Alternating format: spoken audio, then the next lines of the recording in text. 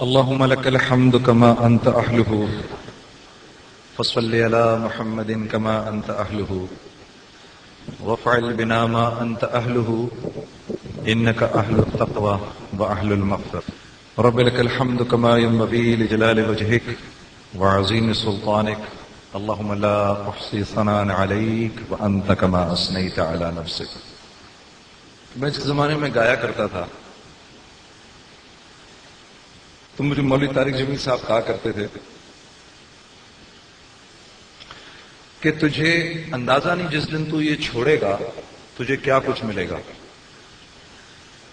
تو میں مولانا سے کہتا تھا مولانا یعنی جو کچھ میرے پاس ابھی ہے اس سے زیادہ. تو مولوی صاحب ہنستے تھے کہتے تھے تیرے پاس کیا ہے ابھی تیرے پاس ہے ہی کچھ نہیں تجھے اندازہ ہی نہیں ابھی تجھے کیا ملنے والا ہے. تو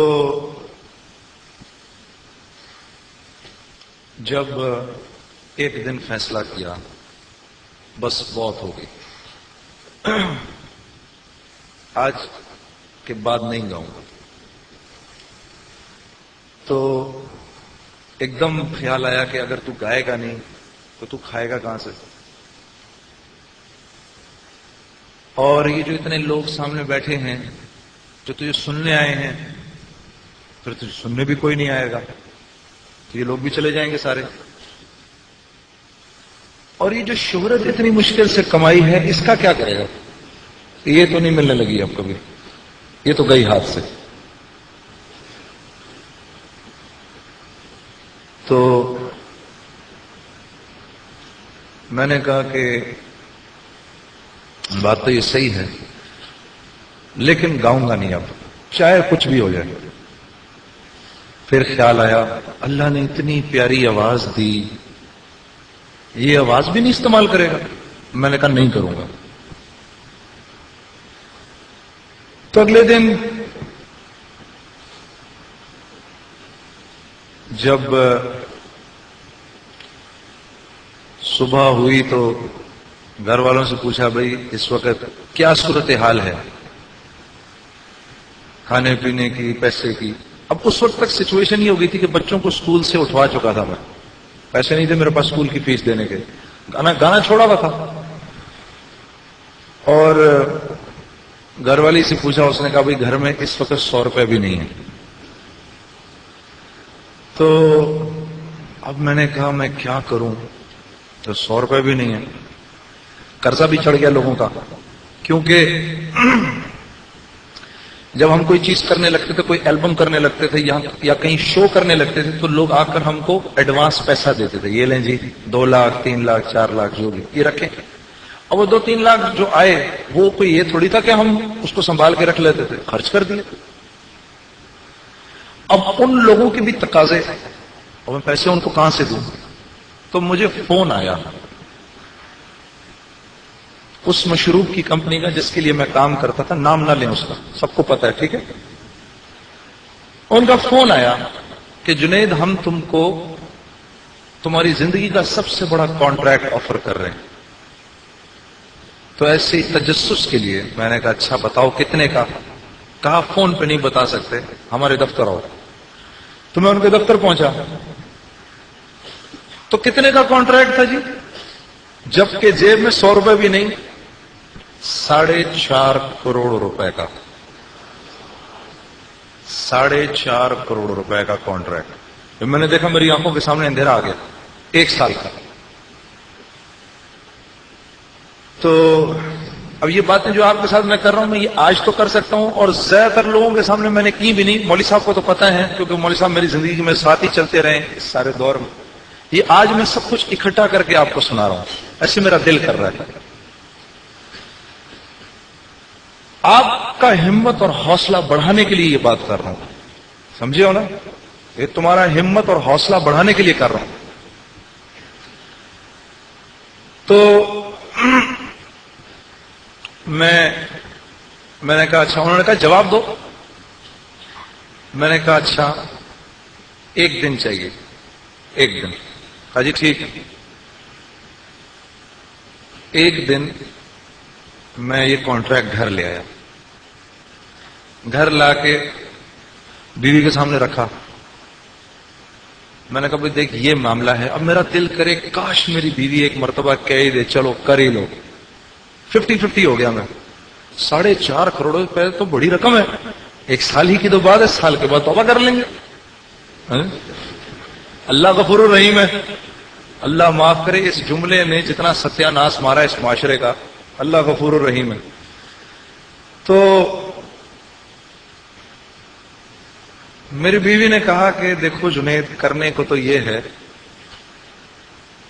کہ کر بھی سکتے ہو، لیکن اب توبہ کر لی، اب ہمت کر کے واپس ہی کر دیں اس کو. تو میں نے کہا اچھا سوچ لو. تمہیں نے کل کہا 100 روپے بھی نہیں ہے پاس. کہا چھوڑیں، کہیں نہ کہیں سے کچھ نہ کچھ ہو ہی جائے گا. میں نے کہا اچھا. وہ لیا کانٹریکٹ، پیپسی والوں کو فون کیا، بھائی میں وہ تمہارے ساتھ نہیں کر رہا. اور وہ لے کے پھاڑ دیا، ایسے کر کے پھینک دیا. میں نے کہا جی اچھا مرضی آپ کی. اگلے دن پھر فون آیا کہ چلو سال بھر کے لیے نہ کرو، ہمارے ساتھ ایک گانا کر لو. ایک گانے میں کتنا ٹائم لگے گا؟ 2 مہینے. ایک گانا کر لو، اس کے ہم تمہیں اتنے $1,00,000 دیں گے، یہ کر لو تم، اس کے بعد چھٹی. میں نے کہا یار یہ بہترین کام ہے.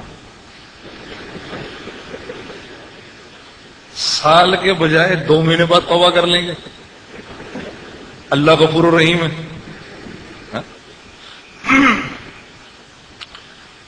تو بڑا خوش ہو کے تو میں پتہ چلا کہ وہ گانا میں نے اکیلے نہیں کرنا، وہ کوئی مشرق وسطی کی کوئی مشہور گانے والی ہے، اس کے ساتھ کرنا ہے. تو میں نے لا کے بیوی کے سامنے رکھا اور میں نے کہا کہ دیکھو بھائی یہ تو 2 مہینے کی ہی بات ہے اور یہ معاملہ ہے. کہتی ہے 2 مہینے تو چلو جنید پھر دیکھیں، پھر اس کے بعد نہیں. میں نے کہا ہاں ٹھیک. اچھا میں نے کہا بائی دا وے یہ کہ یہ میں نے اکیلا نہیں کرنا، یہ میں نے ایک لڑکی کے ساتھ کرنا ہے. اس نے کہا آپ کا دماغ خراب ہو گیا، اس عمر میں کسی عورت کے ساتھ سٹیج پر جائیں گے آپ؟ وہ کانٹریکٹ اس نے لے کے پھاڑ دیا. تو پھر فون کیا جی ان کو، یار یہ بھی نہیں ہو سکتا. انہوں نے کہا ٹھیک ہے. 2-4 دن کے بعد تیسرا فون آیا کہ بھائی نہ سال کا کانٹریکٹ کرو نہ گانا کرو، تم ہمارے لیے ایک اشتہار کر دو. کمرشل نہیں ہوتے پیپسی ٹی وی پہ کمرشل جو آتے ہیں، بورڈ شورڈ لگے ہوتے ہیں، تو ایک یہ کر دے. میں نے کہا مجھے کوئی اعتراض نہیں، لیکن میری تم نے دیکھا نا میری تو اتنی لمبی داڑھی ہے بھائی. انہوں نے کہا اس کا ایک حل ہے ہمارے پاس. میں نے کہا جل تو جلال تو صاحب کمال تو آئی بلا کو ٹال تو، بتاؤ بھائی کیا حل ہے؟ انہوں نے کہا داڑھی کٹوا دو. میں نے کہا اچھا. میں نے کہا یہ حل تو نہ ہوا، حل کیا ہے؟ کہا حل یہ ہے اس کے بعد تمہیں 1 مہینے کے لیے، وہ ہم نے ملیشیا میں شوٹ کرنا تھا اس کو، پاکستان میں نہیں شوٹ کرنا، ملیشیا میں شوٹ کریں گے. اور ملیشیا میں شوٹ کر کے تمہیں 1 مہینے کے لیے ملیشیا میں ہی رکھیں گے، تمہاری تھوڑی بہت تو داڑھی نکل آئے گی نا. میں نے کہا یار حل تو بڑا اچھا ہے، لیکن کل بتاؤں گا. کہا جی ٹھیک ہے کل بتاؤ. اب میں دوبارہ آیا اپنی بیوی کے پاس. میں نے کہا دیکھ اس میں تو نہ عورت ہے، نہ سال ہے، نہ 2 مہینے ہیں، بلکہ 1 ہی مہینہ ہے. ہاں تو کہا یہ اتنی کیسے پاگل ہیں جنید، اور آپ کا دماغ ٹھیک ہے؟ اتنی بڑی داڑھی میں جا کے آپ کمرشل کریں گے، کیسے عجیب لگیں گے آپ. میں نے کہا فکر نہ کر، داڑھی تو کٹوانی پڑے گی. کہتے جنید آپ داڑھی کٹائیں گے؟ میں نے کہا تو کیا ہے 1 مہینے بعد پھر اگا لیں گے. اپنی کھیتی ہے